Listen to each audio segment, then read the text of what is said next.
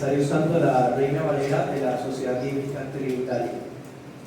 Romanos 14. Vamos a leer algunos textos, ya pues hicimos lectura del capítulo entero, entonces iré saltando algunos.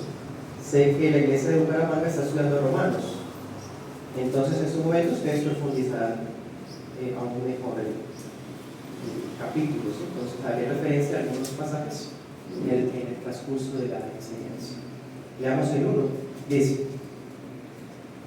reciban al débil en la fe, pero no para contiendas sobre opiniones.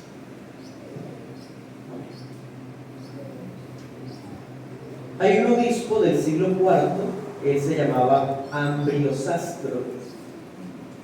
Él nos deja un testimonio muy antiguo que dice que la iglesia de Roma, o sea, la iglesia a la cual el apóstol escribió esta epístola, fue fundada por cristianos judíos, pero rápidamente la membresía llegó a componerse por mayoría gentil.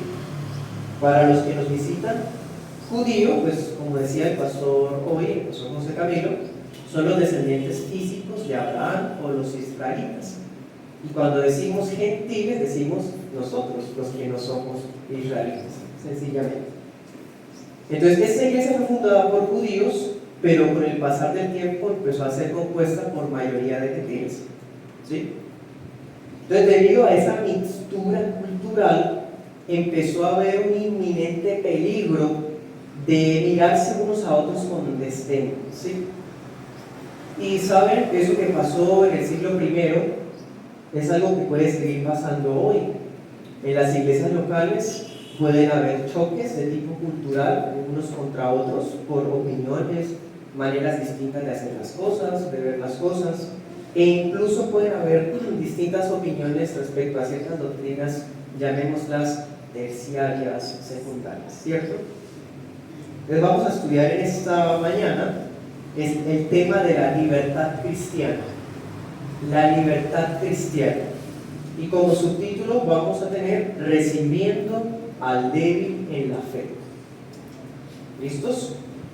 Ese tema es muy importante porque de hecho estaremos probando que en la medida en que usted entienda y practique la libertad cristiana, esa va a ser su madurez cristiana. Bueno, estaremos viendo esta enseñanza en algunos puntos. El primer punto veremos el trasfondo del asunto. El segundo punto veremos buscando el equilibrio. El tercer punto será un llamado a la madurez de conciencia. Y como cuarto punto, aplicaciones prácticas. Sé que es un poco extenso, no acostumbro, la iglesia local en Girón sabe que no acostumbro a hacer 4 puntos, pero vale la pena, hermanos, porque es un tema que nos compete a todos en ese orden que estaremos viendo. ¿Listos? Primer punto, el trasfondo del asunto. Bien, si esta iglesia es una iglesia mixta culturalmente, hay algo que nosotros no nos es escondido. A los judíos se les dificultó mucho aceptar el alcance de la obra expiatoria de Cristo, es decir, lo que Jesús hizo en la cruz tuvo una envergadura, un alcance tan majestuoso que la Biblia dice, por ejemplo, en Marcos 7, 18 al 19, que Cristo bendijo todos los alimentos, por ejemplo. Ahorita estaremos leyendo otro pasaje. En pocas palabras, lo que Cristo hizo en la cruz no solamente logró nuestra justificación, sino también logró la bendición de algunas cosas que antes eran consideradas inmundas, ¿sí? Por ejemplo, ustedes y yo éramos gentiles, y nosotros como gentiles éramos, en términos del Antiguo Testamento, incircuncisos, ¿sí? Paganos. Pero por gracia somos llamados a Cristo, y una vez injertados al pueblo de Dios, ya dejamos de ser gentiles o paganos, ¿sí? Pero eso lo hizo la cruz. Lo que pasa es que a los judíos se les dificultó entender ese cambio, ¿sí? esa mejora que hubo en los términos del pacto. Ellos tenían limitaciones ceremoniales, tenían cohibiciones, tenían dietas especiales, ¿sí? Miremos el otro texto que les hacía referencia, Hechos 10:11. Pues bien, a los miembros de la iglesia de Roma, o de las iglesias de Roma, porque eran varias iglesias locales, se les dificultó mucho entender esto, la purificación de los alimentos, por ejemplo, gracias a lo que Cristo hizo. Pero es normal, hermano. Si al mismo apóstol Pedro le costó años entender esto, y veámoslo acá, Hechos 10:11. En esa oportunidad el apóstol Pedro está en una azotea de una casa y vio el cielo abierto y que descendía un objeto como un gran lienzo atado de las cuatro puntas, que era bajado a la tierra, en el cual había de toda clase de cuadrúpedos terrestres y fieras y reptiles y aves del cielo. Y le vino una voz: levántate, Pedro, mata y come. Entonces Pedro dijo: de ninguna manera, Señor, porque ninguna cosa inmunda o impura he comido jamás. Y la voz volvió a él por segunda vez: lo que Dios limpió, no lo llames tú inmundo. Y esto sucedió 3 veces, y el objeto volvió a ser recogido al cielo. Saltemos al 28.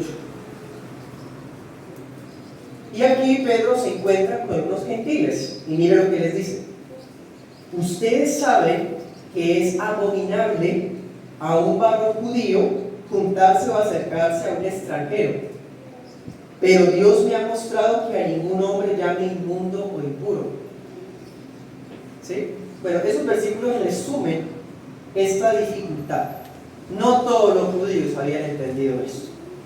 ¿Qué había en el lienzo? Haga de cuenta un picnic celestial que va descendiendo, y hay un montón de alimentos que estaban prohibidos textualmente. Reptiles, los reptiles en Levítico capítulo 11 estaban prohibidos ser consumidos por el pueblo de Dios. Y de repente Dios le dice: mata y come. O sea, ni siquiera bajaron asados o preparados, sino que tenía que matarlos. O sea, había el riesgo de que al preparárselos no vertiera adecuadamente la sangre como debía hacerse según la ley de los judíos, ¿sí? Entonces Pedro se sorprende y le dice: Señor, yo nunca he comido nada inmundo. Y Dios le dice: lo que Dios ha purificado, no lo llames tú inmundo.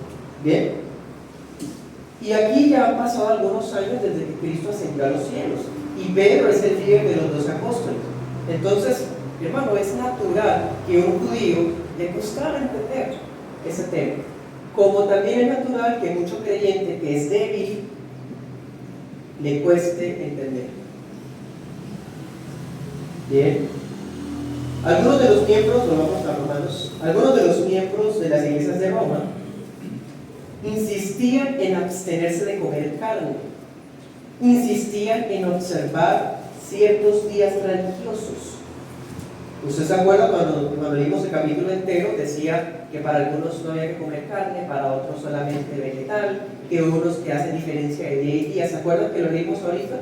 Bueno, esos eran los israelitas, los miembros judíos de la iglesia.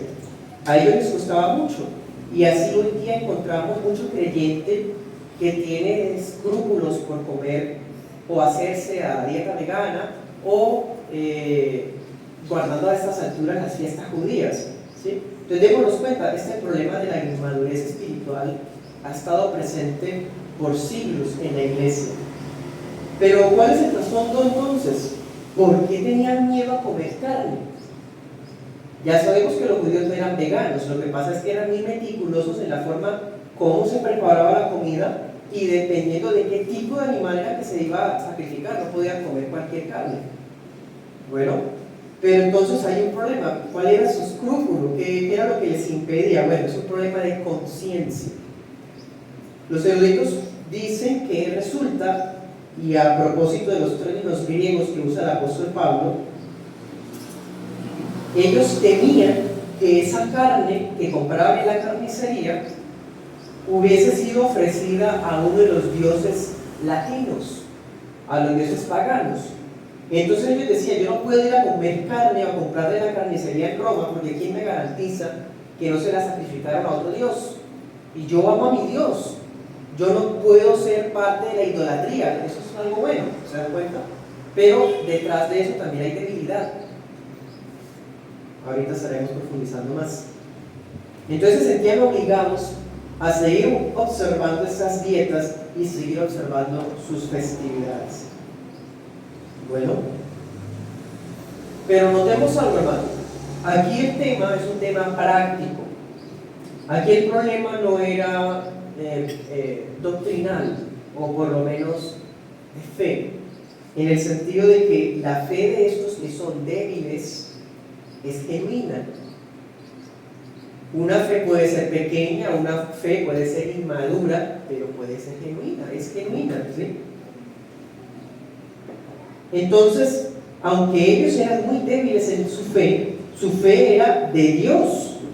Lo que pasa es que no habían sido capaces de abandonar sus antiguas prácticas de abstinencias. Ellos habían aprendido mucho antes. Mejor dicho, había ignorancia sobre el tema de la libertad cristiana. Y a propósito, yo les aseguro, desde mi punto de vista, solo una opinión personal, este tema es una de las cosas doctrinales más ignoradas por la iglesia evangélica moderna. Este punto. Entonces, siempre ha habido esta falta de información acerca de esta doctrina. Algunas personas sienten que Satanás los acusa sobre pecados de su pasado, entonces se abstienen de ciertas cosas, de ciertos lugares, de ciertas personas, de ciertas prácticas, porque en su interior hay un temor de volver a caer en lo que antes hacían. ¿Sí? Hay otros creyentes que tienen un hábito malsano de introspección. Todo el tiempo se están mirando a sí mismos y todo el tiempo se ven desgraciados y malos. No son capaces de darse cuenta que están unidos a Cristo, que son herederos con Cristo, que tienen el reino de los cielos como promesa, que los espera una herencia en los cielos que es inefable. No, ellos todo el tiempo es que son muy malos pecadores, uno los ve cabizbajos, como deprimidos. Muy lamentable. Bueno, ese tipo de características son de los débiles en la fe. ¿Qué más? Pecados no subyugados. Quizás había una lucha que no había superado en algún cierto pecado. Como sea, Pablo les dice débiles. Débiles, y ese término significa espiritualmente flacos. Espiritualmente flacos.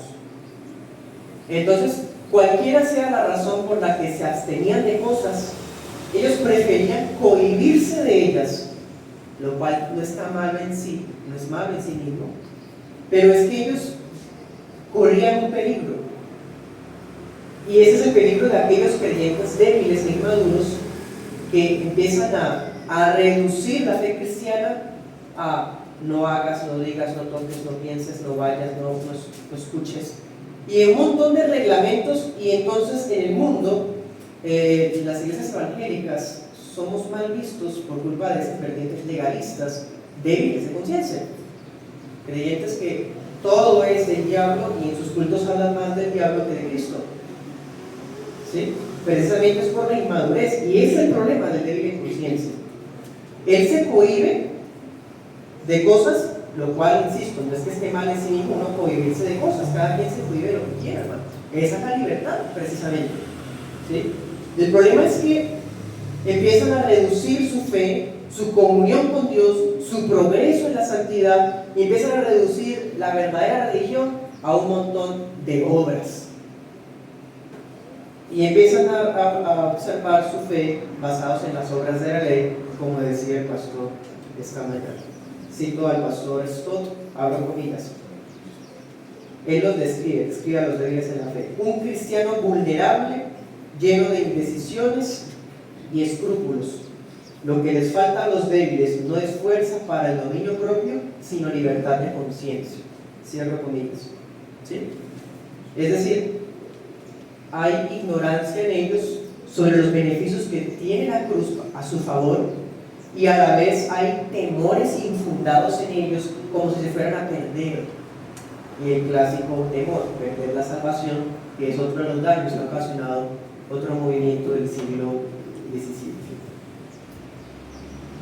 Como sea, hermanos, démonos cuenta, en Romanos 14 no solo hay débiles, hay fuertes.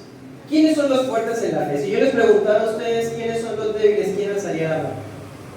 Ninguno, muy rara vez alguien reconocería que es débil. Pero estamos describiendo cómo es el débil. Es inseguro, se cohíbe, ve al diablo en ciertas cosas, ve prohibido tal cosa, sigue observando cosas judías, sigue diciendo que no hay que comer carne porque tal cosa, o que mire que esto y que lo otro. ¿Cómo es el fuerte? De acuerdo a Romanos 14. Bueno, es muy probable que estos fuertes en las iglesias de Roma fueran los gentiles. Claro, porque es que los gentiles no venimos con ese trasfondo religioso. Nosotros no venimos de una religión donde nos prohibían cosas. De hecho, la mayoría que prohibimos del tradicionalismo romano más bien se caracteriza por el libertinaje. No hay disciplina, no hay un control de nada, cada quien vive como le parece, ¿sí? Pero el judío no, el judío ya vive con una forma estricta de vivir, de comer, de vestirse, mejor dicho, de muchas cosas. Entonces, pasar a una vida cristiana donde hay libertad es difícil. En cambio, el fuerte, como no venía de eso, pues no le gustaba. Ellos no lidiaban, nosotros no lidiamos, por lo menos culturalmente, con esas luchas de conciencia. Es más, para nosotros son asuntos sin importancia. Para nosotros que fritar la carne a término medio, o que quede un poco más roja o que lo otro, para nosotros eso no tiene problema. Pero para el inmaduro, el débil sí. El débil va a decir, cuidado porque puede tener sangre todavía. Cuidado porque está, mejor dicho, y si se dan cuenta, esa es la diferencia, es una diferencia práctica que puede traer problemas. ¿Sí? El fuerte entiende su libertad en Cristo, pero aún el fuerte tiene un riesgo. El débil tiene el riesgo de rebajar la fe a obras, y el fuerte tiene el riesgo de actuar sin amor. Entonces, como yo estoy seguro que esto no es pecado, que no está mal, yo estoy libre en mi conciencia, bíblicamente, pues lo hago, ¿y qué? Así se ofenda al otro. Eso es falta de amor. ¿Ven? Entonces, ese es el otro extremo. Pablo está enseñando que ambos tenían problemas, el débil y el fuerte. Porque sea alguien débil no significa que él sea el único que tiene problemas. El fuerte también los tiene. Y es con respecto al amor. Ambos debían aprender a practicar el amor el uno para con el otro. ¿Sí? Estas cosas pueden traer disputas innecesarias a la iglesia. Pueden dividir una iglesia. Así que la unidad y la paz de una iglesia está en peligro si estas cosas no se entienden, no se enseñan, no se tratan bíblicamente. ¿Ven? Entonces ya vimos, primer punto, el trasfondo del asunto. ¿Cuál era el trasfondo? Una iglesia con distintas culturas, judíos y gentiles. Los unos tenían prohibiciones y seguían practicándolas por temores en su conciencia, y los otros pues sentían libertad porque no venían con eso. Entonces, los unos corrían peligro de rebajar la fe a obras, y los otros a actuar sin amor. Bien, primer punto resumido. Segundo punto, busquemos el equilibrio, hermanos. ¿Qué decía el apóstol? Reciban al débil en la fe, recíbanlo. Hay un inconveniente y es nuestro orgullo. El fuerte en la fe puede sentirse muy iluminado, alguien que sabe mucho más que el débil, entonces puede verlo con menosprecio. Pero ¿qué decía el apóstol en el capítulo que leímos? En Romanos 14 decía en el versículo 3, el fuerte puede menospreciar al débil. Mira el 3. ¿Y el débil qué hace? El débil juzga. Ese es el cuadro evangélico de Colombia. Ahí está. Por eso es que es tan difícil a muchas iglesias, aunque son sanas, trabajar juntas. Por ese tipo de cosas que no deberían ser motivo de separación. Entonces, el que más sabe tiende a menospreciar al otro. Nosotros somos más ilustrados que ustedes, conocemos más doctrina que ustedes. Y los que se cohíben de todo juzgan a los que son libres, porque es que si usted hace eso, uy, no, eso es porque le falta santidad. Eso que usted hace, uy, no, eso es como mundano, uy, no se vista así, no hable así, ¿sí? Juzga al otro. Ese es el problema del orgullo de nosotros. ¿Hasta qué punto podemos tolerar la debilidad? Porque la libertad es un hecho. Cristo nos las ha dado. Pero Pablo está diciendo que por amor yo debo limitar mi libertad para no herir al otro, al que piensa que algo es malo. Pero ¿hasta qué punto? O sea, tenemos que todo el tiempo ceder ante aquel que ve todo malo y no hacerlo para no ofenderlo. El apóstol en Romanos 14 enseña, no lo ofenda, pero el débil tiene que madurar, el débil tiene que crecer, no puede quedarse toda su vida con sus escrúpulos, porque se supone que estamos siendo expuestos al mismo mensaje de la palabra y por medio de la gracia y del evangelio vamos entendiendo poco a poco las cosas. Pero si un creyente tiene años con los mismos escrúpulos, las mismas cosas que siempre que son malas, que no haga, no diga, no toque, no escuche, no hable, y como dice Colosenses, cosas rudimentales, pues no está disfrutando la libertad que Cristo le dio. Busquemos el equilibrio. Voy a citar a Hendrickson, abro comillas. En tanto no se adjudique significado salvífico o mérito de ningún tipo al mantenimiento de dichas reglas y estatutos, y que no se ocasiona la ofensa, esta persistencia a aferrarse a lo antiguo podría ser tolerada. Cierro comillas. En otras palabras, la Iglesia puede tolerar los escrúpulos y limitaciones de un miembro hasta el momento en que ese creyente quiera utilizar eso como requisito para salvación. Ahí ya no es vale entendimiento o ignorancia, y eso ya es herejía. Porque ya está diciendo que porque come o porque no come la persona no es salva. Eso ya es pecado. Eso ya es herejía. No se puede hacer eso. Es decir, uno puede tolerar la debilidad de alguien hasta el punto en que ese alguien empieza a usar sus escrúpulos como un requisito para calificar a otros. Es que usted, ¿por qué come eso? Y sé por qué piensa así, por qué habla de esa manera, sé por qué escucha eso, sé por qué lee eso, sé por qué ve eso, usted ve.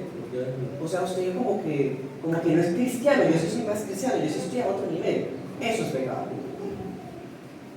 Dios nos guarde, no podemos tolerar eso. En ese momento ese creyente debe ser llamado la atención, porque ya está utilizando su debilidad para someter a los fuertes, cuando el inmaduro es él, bíblicamente, porque conste, miren, el versículo 2.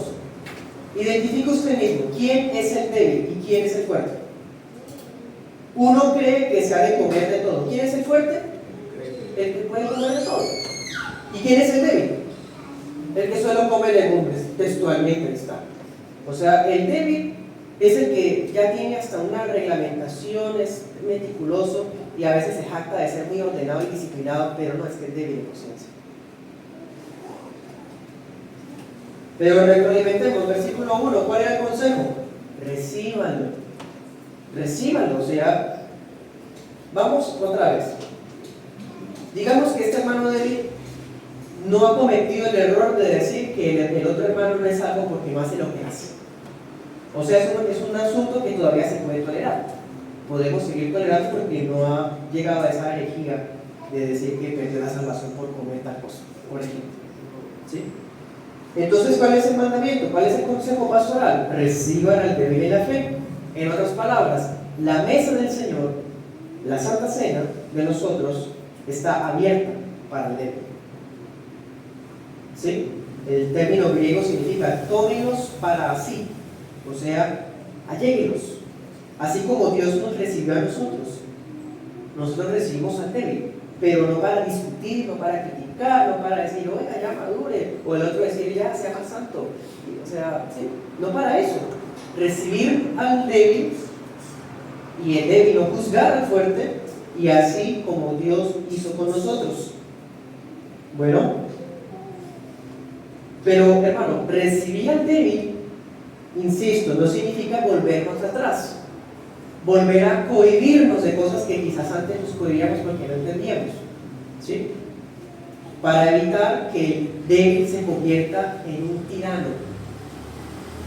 Como les decía ahorita, muchas veces pasa Cuando el débil empieza a rebajar la fe a obras, él se convierte en un tirano.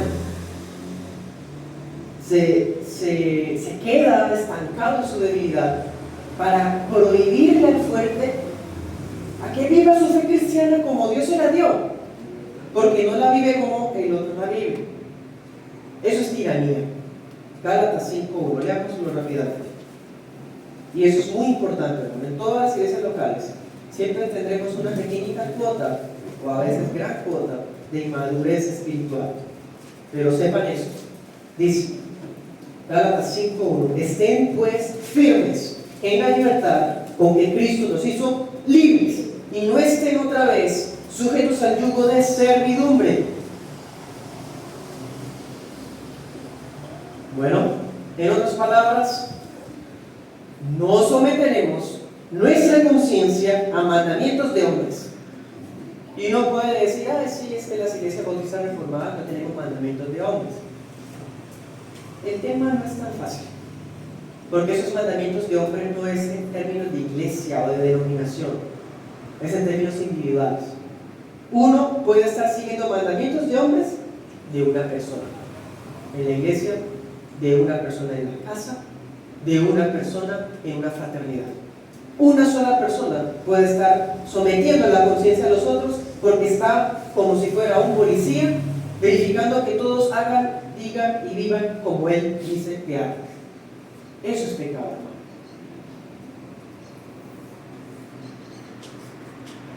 No podemos someternos a la tiranía de un débil que se hace débil a sí mismo, pero en realidad quiere imponer su control, o en realidad es caprichoso. Dios nos guarde de eso. Ahora, Romanos 14 nos deja los principios prácticos para lidiar con las diferencias de opinión. Hay diferencias de opinión. Aún en las iglesias bíblicas había diferencias de opinión. ¿No pueden haber diferencias de opinión en una iglesia? Claro que las va a haber. En una iglesia local puede haber diferencias de opinión, porque somos personas distintas. El Señor nos hizo a todos diferentes. Bueno, tenemos que estar de acuerdo en lo fundamental. Tenemos que estar de acuerdo en lo que la Biblia dice claramente que es inmoral y que es antibíblico. En eso tenemos que estar de acuerdo, ¿sí? Pero hay áreas que son grises. Hay asuntos que la palabra de Dios no trata explícitamente ni implícitamente. Por lo tanto, es un asunto que no hay problema si nos ponemos de acuerdo. Y ahí se verá la madurez de ser capaces de conservar la amistad, el amor unos con otros, aunque pensamos distinto. En los temas grises, ojo. Aquí no estoy diciendo que lo que vamos a negociar, principios bíblicos textuales, doctrinas bíblicas textuales, mandamientos bíblicos textuales, no, eso no es. Aquí estamos hablando de áreas grises. Por ejemplo, la carne, que no coma carne, que guarde tal día. Si el hermano tal quiere seguir con su dieta de no comer carne, sino legumbres, bueno, él ya sabe que eso es debilidad de fe, que tiene que fortalecerse. Y ojalá pronto madure espiritualmente. ¿Cierto que sí? Pero si él quiere seguir guardando días, como Navidad, por ejemplo, o seguir comiendo solo legumbres, pues no pasa nada. O sea, son temas de libertad. Esas son las áreas grises de las que estamos hablando. Bueno, en esas áreas podemos movernos con libertad de conciencia y nadie puede estorbarnos o juzgarnos o decir que por eso no somos cristianos o no somos salvos. El que hace eso es legalista. Eso es pecado. Los reformadores llamaron esas áreas grises como adiáfora, o sea, asuntos de indiferencia. Hay creyentes, imagínense, hay creyentes que dicen no se viste de tal color, porque tal color significa tal cosa. Imagínense eso. Hermano, nos vestimos con el color que sea, ¿qué pasa? Son asuntos de indiferencia y eso es tan trivial y absurdo de muchas maneras, pero hay creyentes tan débiles que hasta evitan colores. Imagínense eso. Tercer punto, un llamado a la madurez de conciencia. En el segundo punto vimos el equilibrio. Bueno, ¿el equilibrio cuál es? Recibámoslos. El débil no se vuelva calificador, policía o juez. Y el fuerte no menosprecie al que todavía tiene limitaciones. Recibamos, así como Cristo nos recibe. ¿Bien? Tercer punto, un llamado a la madurez de conciencia. Como vimos, el apóstol está hablando de la dieta vegana. Eso era lo más problemático ahí. Y hay hoy día congregaciones así, y especialmente sectas, que promueven el veganismo. Y precisamente sectas judaizantes como la secta adventista. Es una manera de ver, de identificar sus errores reales. Leamos Romanos 14, versículo 14. Romanos 14, 14. Mire la opinión de un fuerte. Yo sé y confío en el Señor Jesús que nada hay inmundo en sí mismo. Pero para aquel que piensa que alguna cosa es inmunda, para él es inmundo. Ese es el débil. El débil siente en su conciencia que está mal. Hermano, repito, eso no es que esté mal en sí mismo. Eso no está mal en sí mismo. Usted sienta que no debe hacer eso, no lo haga. Es más adelante, ¿se acuerdan? Romanos en el 23, en 14:23, le dice: no comas dudando. Porque si comes dudando, estás pecando. Más bien, si tienes fe, come. Y si no, pues no comas, no pasa nada. ¿Sí? El problema aquí era de imposiciones unos a otros. Ese es el problema, hermanos. Entonces dice Pablo: ninguna comida es inmunda en sí misma. Y los creyentes que tienen conocimiento, que son fuertes, que son maduros en la fe, lo saben. A veces el débil también lo sabe, pero le cuesta como digerirlo. Se demora y es normal, no pasa nada. Puede llevar tiempo, sí, puede llevar tiempo. A mí me pasó con el tema, por ejemplo, de la sangre, comer cosas con sangre. Uno usaba para pasajes de Levítico, pasajes de Hechos de los Apóstoles, pero ya aprendí que puedo comerlo y no pasa nada, es un asunto sin importancia. Pero hay creyentes que muestran los mismos versículos que yo ahorita referí y siguen diciendo que no, que no, que no. Bueno, hay que explicarle que es un asunto que debe tolerarse. Él no puede imponer ni tampoco descalificar con base en ello, ¿sí? Y más bien debe estudiar, así como al servidor le llevó años estudiar eso. No estoy hablando de 2 semanas, 6 meses, no, hermano, fueron como unos 2 años estudiando ese tema, quizás no. Bien, vamos a 1 Corintios 9, 1 Corintios 9, 22. ¿Cuál es la exhortación del apóstol? Aparte de recibir al débil. 1 Corintios 9, 22. Ahora sigue hablando de los fuertes. Mira lo que dice Pablo: me he hecho a los débiles como débil para ganar a los débiles. Me he hecho de todo para que por todos los medios salve a algunos. Hermoso. Eso es madurez. Eso es madurez. Él no se ponía a ir a las iglesias a decir: ustedes aquí qué es lo que prohíben, inmaduros. O qué es lo que ustedes están aquí haciendo, que son débiles. O ustedes qué es lo que están haciendo, es que les falta santidad. O no son una iglesia de verdad de Dios porque ustedes hacen esto, pero dicen esto y lo otro. No, hermano, Pablo congraciaba, o mejor dicho, condescendía con los débiles, ¿cierto? Y mantenía fraternidad con ellos. Bien, ojo que es una área crisis, no estoy hablando de otras cosas. 1 Corintios 12, 22.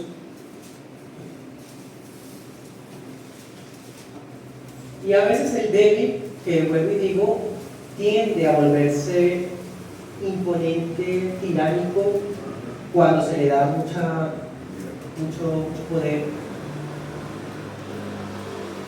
Pero por otro lado, el débil también tiende a volverse inseguro, y el fuerte, pues como tiende a menospreciarlo.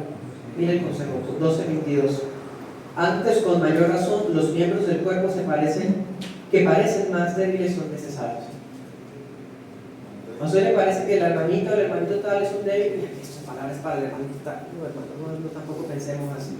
Pero si usted piensa de esa manera, entonces reconozca lo que es necesario para su vida. Él es necesario entonces para su vida. Porque somos un cuerpo, miembros los unos de los otros, cuerpo de Cristo. Los fuertes fuimos comprados con la sangre de Cristo y los débiles también.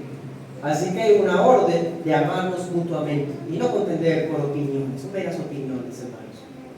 Dios nos guarde y nos conceda, sí, en un punto todos ser igualmente maduros. Wow, ese es el anhelo. Y que sea el suyo. Si su merced es débil, anhele ser fuerte, anhele ser maduro y no se quede estancado en estos escrúpulos que vienen más bien de tradiciones antiguas o de su anterior denominación o de sus anteriores creencias. Puede ir superando, estudiando los temas que tiene preguntas. Estudie los temas, resuelva sus inquietudes, pero nunca actúe contrario a su conciencia. Porque actuar contra su conciencia es pecado, como dice Romanos 14. Mucho cuidado, iglesia del Señor. Tenemos 3 peligros todos nosotros. Ser sectarios, sectaristas.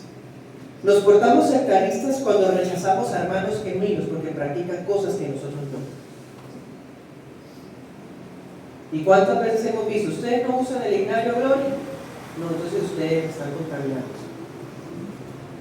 Ustedes dejan que sus mujeres vayan con pantalón a la iglesia, entonces ustedes no son de Dios. Sectarismo, eso es sectarismo. Otro ejemplo. Bueno, es un problema de corazón, realmente, de soberbia de corazón. Yo me acuerdo cuando estuve en el seminario, había hermanos de varios países, especialmente de Centroamérica, y pues teníamos turnos de cocina, ¿sí? Y ya se imaginará que ellos hacían la comida, o todos hacíamos la comida diferente, y a veces alguno decía, venga, ¿por qué usted lo está haciendo así? Mi mamá me enseñó que era de tal manera. A nosotros nos lo hacíamos aquí de esa forma, ¿sí? Entonces, ahí vimos un ejemplo muy bonito, ahí palpable, de que se pueden hacer las cosas de distintos modos y vamos a terminar comiendo rico todos. Lo mismo va a ocurrir en los otros temas. Podemos tener diferencias de manera de hacer las cosas o de ver las cosas, pero somos cristianos. El amor unos con otros es lo que debería ser delicioso, como dice el Salmo, ¿cierto? Bien, sectarismo. Legalismo. ¿Cómo es el legalismo? Bueno, ese es lo que más se refiere ahorita. El legalista básicamente es el que crea regímenes que limitan la libertad de otros. Tiene que ver con muchas cosas. Y es tristemente el mal testimonio de esas iglesias neoevangélicas, especialmente pentecostales, tristemente. No coma morcilla.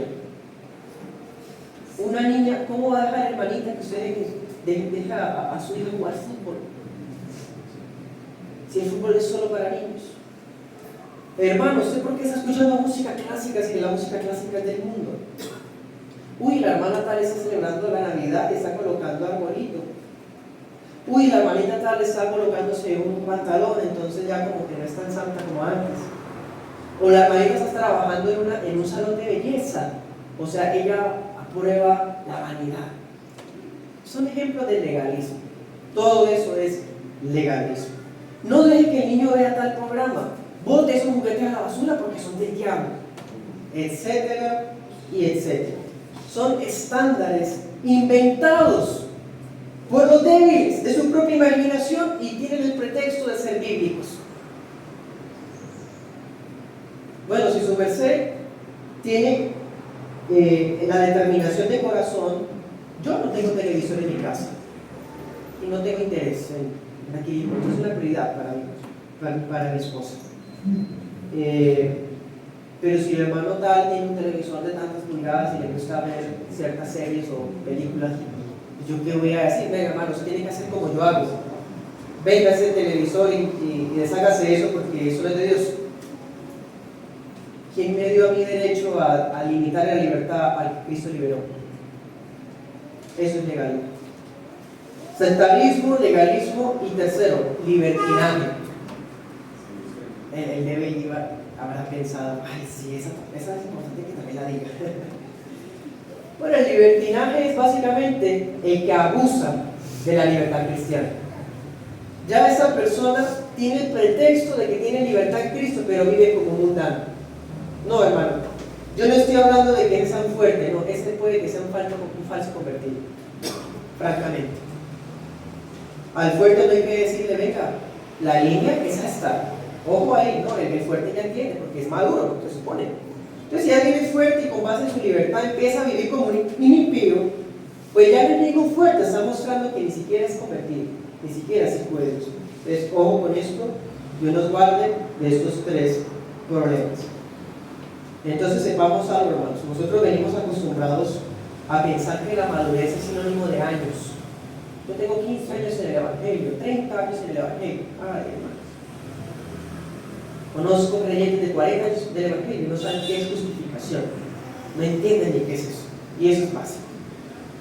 No saben ni jamás han escuchado una predicación sobre libertad cristiana. Claro, porque están en un lugar de párvulos, donde solamente dan de comer comida para párvulos. Nunca van a crecer. 40 años en el Evangelio, pero realmente siempre han sido débiles, flacos o inmaduros en el futuro. Entonces no es cuestión de años, ni siquiera es cuestión de conocimiento. Su merced puede estar leyendo libros excelentes, teológicos, doctrinales, tener diplomados en teología, licenciatura en teología, excelente, aprovechelo, pero si le falta amor con el débil, mal, no está sirviendo entonces todo ese conocimiento. ¿Sí? Entonces, la madurez no es conocimiento, la madurez no es experiencia, no se reduce a eso. ¿Es importante? Claro que sí. Pero más bien midamos nuestra madurez en la forma como gozamos nuestra libertad en Cristo, desde los límites del amor para con los débiles. Ahí es cuando se ve quién es el maduro y quién no. Primera de Corintios 8. Primera de Corintios 8. 8:1. Y acá hay otros ejemplos. No solamente había problema con la dieta vegana o que guardar tales días. También había problemas con los sacrificados a los ídolos, ¿se acuerdan? Dice, acerca de los sacrificados a los ídolos sabemos que todos tenemos conocimiento. El conocimiento envanece, pero el amor edifica. Bueno, claro eso, ¿no? Aquí nos está expresando el conocimiento. Usted tiene que conocer. Acabo de decir que el problema de la iglesia evangélica es la ignorancia de la doctrina de la libertad de conciencia, de la libertad cristiana. Entonces el conocimiento sí es importante. El problema aquí es que se descuida el amor. En ese sentido, el que tiene conocimiento está envanecido, es decir, orgulloso, y no está practicando el amor. Ahora viene el versículo 9. Pero miren que esa libertad suya no sea tropezadero a los que son débiles. ¿Ven? Mismo problema en la iglesia de los Corintios, en la iglesia de los Galos, en la iglesia de los Romanos, en la iglesia de Bucaramanga, en la iglesia de Girón, quizás también. Entonces, hermanos, ¿cuáles son las señales del maduro en la fe? O la manera de conservar este equilibrio sano en nuestras vidas. Bueno, no utilicemos nuestra libertad para ofender. Eso es lo primero. Entendamos que algunos creyentes se abstienen de ciertas cosas, de ciertas actividades, porque tienen temores legítimos. Por ejemplo, en el pasado fue alcohólico, entonces él tiene temor a beberse un vino. El fuerte de la fe sabe que tomar vino no es pecado. El débil de la fe dice que el vino es del diablo. Pero a veces el débil de la fe fue alcohólico antes. Y si él tomara vino, puede sentir tentación a caer otra vez. Entonces yo, como soy fuerte, tengo compasión de él, lo comprendo, lo recibo. Y no nos vamos a poner a discutir temas sobre vino, uvas y cosas así. Bien. Hay cosas que quizás le causaron daño y él quiere evitarlas. Entonces, como yo soy fuerte, yo comprendo eso. Eso es ser maduro. Romanos 14:21. Nos vamos a Romanos. Dice Pablo: bueno es no comer carne. Un sectario cogería solo esa frase y la arranca. ¿Pero qué es ahí? Bueno es no comer carne, ni beber vino, ni nada en que tu hermano tropiece o se ofenda o sea debilitado. Bueno, aquí Pablo no está diciendo que no hay que tomar vino, que no hay que comer carne, está diciendo que entonces no podemos comer nada. Aquí está diciendo si lo que sea que yo voy a comer, este hermano que es nuevo en la iglesia, está recién llegado, viene de una secta judaizante, de una secta adventista, de una secta pentecostal unitaria o de una congregación pentecostal legalista, pues yo no lo comprendo. Yo no me voy a poner a hacer cosas que yo ya sé que a él no van a ofender. Entonces, más bien, si yo soy maduro, no comeré carne si para él comer carne está mal. Mientras madura. No, mientras madura. Tampoco vamos entonces, como les decía, a someternos a la tiranía de un inmaduro. Romanos 15, 1. Dice, así que nosotros, los que somos fuertes, ¿qué hacen los fuertes? No son los que andan prohibiéndole todo a otros. Esos no son los fuertes. No son los fuertes los que dicen, no, es que usted no tiene el mismo nivel que yo, el mismo conocimiento, los mismos años, la misma formación, o sea, no. Aquí, ¿quiénes son los fuertes? Debemos, ¿qué dice? Sobrellevar las flaquezas de los débiles y no agradarnos a nosotros mismos. Esos son los fuertes. No utilizamos nuestra libertad tampoco como pretexto para hacer lo malo. Uy, esa prédica estuvo tan buena y yo pensaba que tal cerveza era mala, bueno, ya sé que no es mala, entonces 3, 4, eso no pasa nada. Bueno, utiliza su libertad supuesta, pero para vivir como un impío realmente. Los borrachos no heredarán el reino de los cielos, y punto. ¿Sí?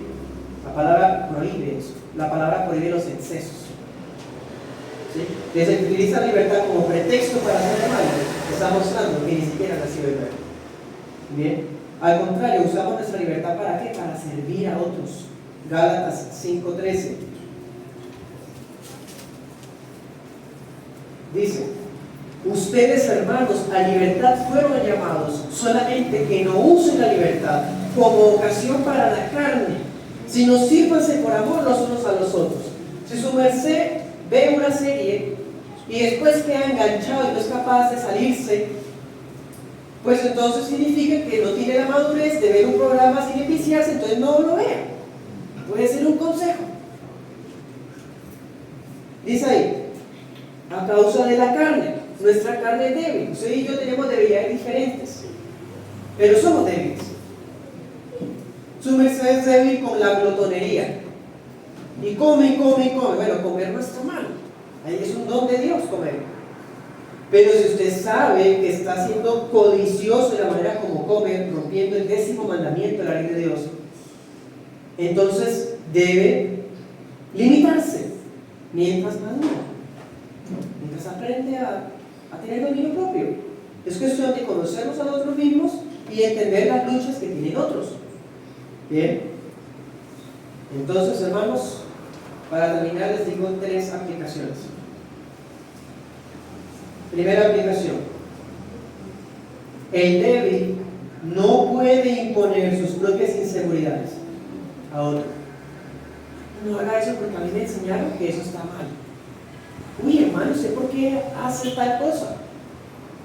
Y el fuerte tampoco fuerza al débil a que entienda. Entonces, vamos con el hermano que todavía tiene lucha con el tema de la sangre. Lo encerramos en la oficina. Mire, hermano, es que mírenlo acá. Es que mire esto y que lo otro. No, pero en hechos dice esto. Pero hermano, entienda que esto. Y el otro amigo, lo mismo. Y luego lo mismo, y luego lo mismo. Él lo va a entender con el tiempo. A mí me costó años. Más de 2 años. Gloria al Señor. Lo puedo entender. Si su merced me quiere consultar, podemos conversar sobriamente, tranquilamente. Y si quiere aceptarlo en un día, wow, más fuerte que yo. ¿Sí? Pero si le va a costar igual años que a mí, gloria a Dios, reciba a mi hermano, no pasa nada.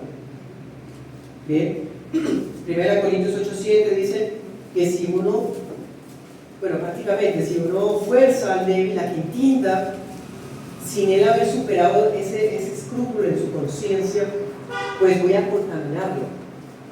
1 Corintios 8:7, lo contamino. ¿Por qué? Porque en su interior él todavía siente que eso está mal. Él no está convencido. Lo estoy haciendo actuar contra su conciencia y eso es pecado. Yo debo respetar la conciencia del débil, ¿sí? Y no forzarlo. Voy a explicarle, ¿sí? Eso entonces, ¿qué significa, hermanos fuertes? Como decía el apóstol, entonces seamos mansos, pacientes, compasivos. Ese es el mandamiento para los fuertes. Y para los hermanos débiles, ojo, tengan la disposición para aprender. Tengan humildad.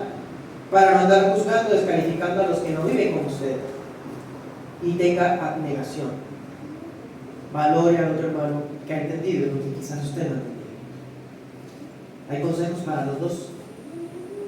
Romanos 14, volvamos para allá.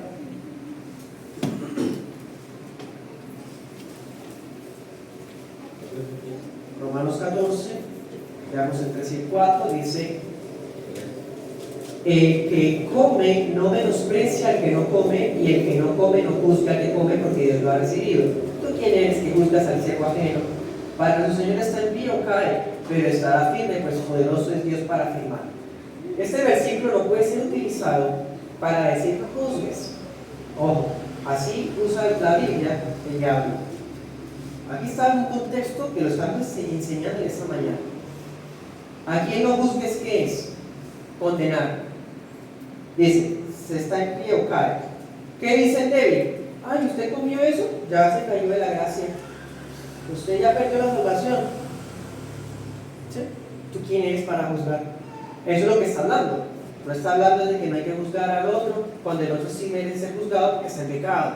Bueno, es un tema que ya las iglesias locales saben. Bien, versículo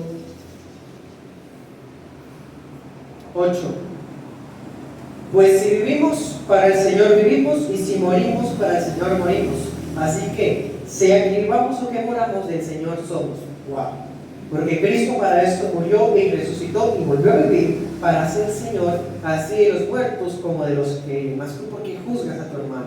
O tú también, ¿por qué menosprecias a tu hermano? ¿Sí? El débil juzga y el fuerte menosprecia. ¿Qué más dice? Porque todos compareceremos ante el tribunal de Cristo. Hermano, es que yo siento en mi corazón que eso está mal. Usted me puede mostrar todos los versículos, pero yo todavía no lo acepto, yo no entiendo. Hermano, no pasa nada. Vamos a comparecer ante el tribunal de Cristo. Y allá todas las cosas saldrán a la luz. Las intenciones, las verdades plenas de todo va a salir a la luz allá. Entonces, su merced no ha entendido, bueno, no lo entienda. En el tribunal de Cristo lo va a entender. Pero no se le ocurra juzgar a su hermano que sí lo ha entendido. Bien, versículo 13. Así que no nos juzguemos más los unos a los otros, sino más bien juzguen esto, no poner tropiezo o escándalo al hermano. ¿Bien? Todo esto es ser cristianos. Segunda aplicación. ¿Cuál es la manera de usted discernir cuándo algo es pecado y cuándo no? Cuándo no es un asunto de conciencia, porque ahora entonces algunos que quieran usar como pretexto para la carne pueden decir, es que es libertad de conciencia, entonces yo puedo hacer esto y esto y lo otro, ¿no? ¿Cómo podemos saber cuándo estamos hablando de libertad de conciencia y cuándo no? Bueno, primero, lo de la serie de crisis. Primero eso. Y lo otro, ¿cómo sabe si usted a tal lugar donde va a ir, tal actividad que va a hacer, tal cosa que va a consumir, lo que sea, de la alimentación me refiero, está mal? Bueno, la manera de discernir no es que usted diga yo siento paz en mi corazón. Ay, esa frasecita, esa no es la respuesta. Más bien pregúntese, ¿prohíbe la Biblia esto de manera específica o tan siquiera implícita? Esa es la conciencia de su corazón. Porque por nuestro corazón, hermanos, se hayamos metidos en mentiras, engaños inimaginables. Es la palabra la guía. ¿Prohíbe la Biblia eso? Bueno, es que yo no la he leído. Ah, bueno. Tiene que leer y estudiar. Otra pregunta. ¿Es esto acorde a la ética y la moral bíblica? Es que la Biblia no habla de cigarrillo. Bueno, pero los principios morales y éticos de la Biblia aprueban o desaprueban ciertas prácticas, ¿cierto? ¿Puedo darle gracias a Dios por lo que voy a hacer? Si usted va a hacer algo y no puede darle gracias a Dios por eso, debe cuestionarse entonces de qué trata. Otra pregunta, ¿me induce esto a algo que sí es pecado? ¿O a tentación? Es que ir al cine no está mal, sí, pero ahí ve una película inmunda donde va a ver y escuchar. Eso es ponerse en pecado. Entonces ir al cine no es pecado, ver películas no es pecado, pero si su merced se las pone a la inmundicia, así porque es que es fuerte, ay hermano, eso ya es, ¿qué sería eso? Como un suicidio espiritual o algo así, ¿no? Que es tan fuerte que va y se tira a la inmundicia porque es fuerte. ¿Qué es eso? No podemos usar la libertad como ocasión para la carne. Y la última pregunta, quizás podrían hacerse más, pero otra sería, ¿esto escandalizaría a un hermano de mí? ¿O esto daría mal testimonio a un incrédulo? Que un incrédulo me vea haciendo esto, va a pensar bien de mí, siendo cristiano. Bueno, tercera aplicación y final. Cristo es nuestro libertador. Él es nuestro redentor. Así que su libertad sea nuestro deleite. En la medida en que nos sujetemos a las Escrituras, permaneceremos en una sana práctica. Nunca olvidar que todo lo que somos y hemos recibido es por gracia. El débil y el fuerte somos sostenidos por gracia. Seguimos en pie por gracia. Estamos en pie o caímos, somos del Señor. Vivimos o morimos, somos del Señor. Bien. Otra cosa, si usted y yo estamos conscientes de nuestro propio pecado, seremos menos críticos con los demás. No andaríamos descalificando a la gente o condenarla. Me refiero a los hermanos. ¿Sí? Se debe proteger la libertad de todos y no solo la de los débiles. Bueno, y por último les digo esta frase: no pretendamos hacer copias de nosotros mismos, más bien busquemos ser todos semejantes a Cristo. Seamos como Cristo en su carácter, manso y humilde de corazón, nuestro libertador bondadoso. Él es el Señor nuestro, Él es nuestra libertad. Amén. Oremos.